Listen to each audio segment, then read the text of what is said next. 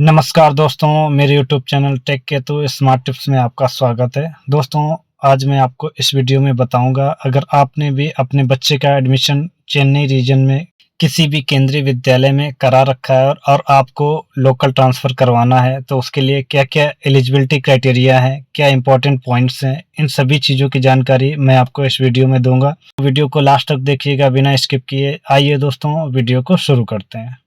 Eligibility criteria for applying local transfer of students Chennai reason.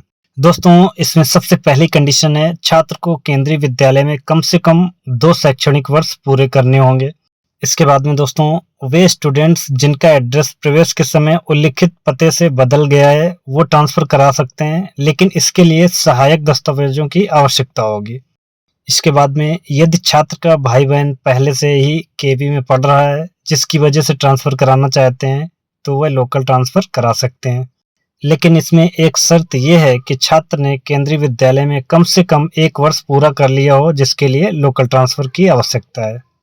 अगली condition है, admission RTE Kota के अलावा किसी अन्य कोटे से किया गया हो।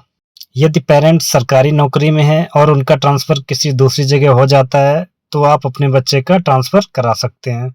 लेकिन पेरेंट्स के ट्रांसफ़र की डेट बच्चे के एडमिशन की बाद की होनी चाहिए, ये एक कंडीशन है दोस्तों। यदि पेरेंट्स सरकारी नौकरी में हैं और उनका सरकारी आवास बदल जाने की वजह से कहीं और शिफ्ट करना पड़ता है, इस कंडीशन में भी आप अपने बच्चे का लोकल ट्रांसफ़र करा सकते हैं। नेक्स्ट कंडीशन है, यदि पेरेंट्स अपने नए घर में किसी दूसरी जगह शिफ्ट होते हैं, तो इस कंडीशन में भी आप अपने बच्चे का ट्रांसफ़र करा सकते हैं, लेकिन आपको सहायक दस्तावेज प्रदान करने होंगे।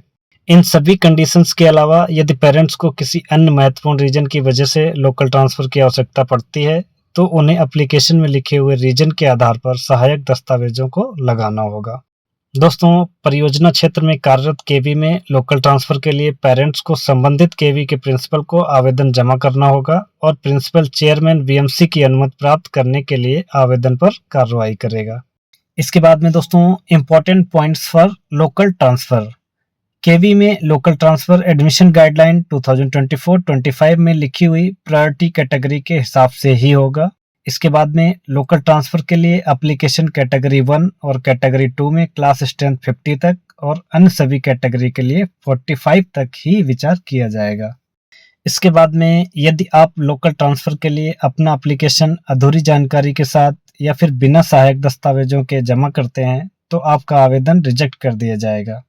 लोकल ट्रांसफ़र के लिए आवेदन दिए हुए ट्रांसफ़र शेड्यूल के अंदर ही होने चाहिए।